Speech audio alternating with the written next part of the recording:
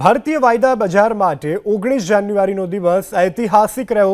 ચાંદીના ભાવે પ્રથમ વખત પ્રતિ કિલોગ્રામ ₹3 લાખનો આંકડો પાર કરી નવો રેકોર્ડ બનાવ્યો। તો સોનામાં પણ જોરદાર ઉછાળો। હાલ ભાવ તેની સર્વકાલીન ઊંચી સપાટીએ પહોંચી ગયા છે। વૈશ્વિક બજારોમાં મજબૂત સંકેતો અને રોકાણકારોની ભારે ખરીદીને કારણે આ તેજી જોવા મળી છે। ખુલતાની સાથે જ બજારમાં આવેલ તોફાની તેજીને કારણે ચાંદીએ 3,01,315ની ઓલ ટાઈમ હાઈ સપાટી બનાવી હતી।